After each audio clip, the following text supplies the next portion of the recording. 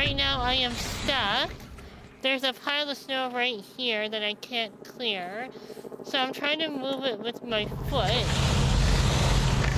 But right now, this is the only option because that side is not paved at all. For Emily Chan, getting around the city since last week's snowfall has been a challenge. And it's incredibly frustrating because I now have to limit where I can go, who I can go see, and I've had to stay home a lot more, which is not ideal because I'm inherently a very social person. It's been days since the storms cleared, but the large piles of snow on roads and walkways are still around. It tells me that I'm not being thought about.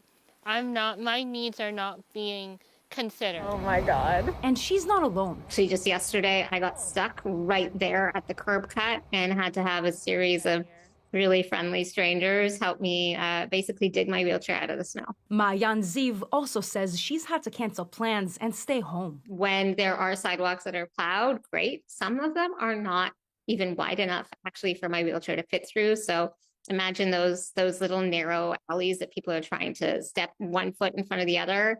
That's a no-go for my wheelchair. But it's not just wheelchair users having a hard time. Our cane is like an extension of our fingertip, touching the ground. For David Lipovsky, who is blind, the hurdles are different, but the end result is the same. We're using the cane to track the ground for landmarks. But when the ground is covered with 2 feet of snow, the paths that we are trained to use suddenly become potentially impossible to travel. Removing the 53 centimeters of snow will take time. 3 weeks, according to the city. I want to see a commitment from the City of Toronto to have an accessible snow removal plan in place.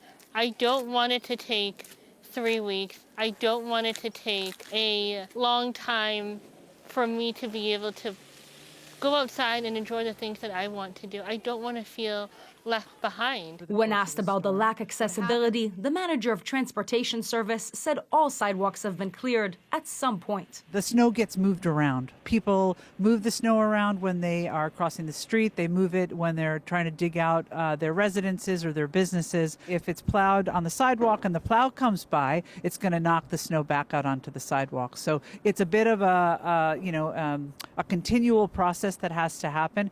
In a statement, the city said they expect to visit sidewalks that need snow removal within the next week, adding that they consulted with people with accessibility needs last year and got new sidewalk plowing equipment to be faster and more effective.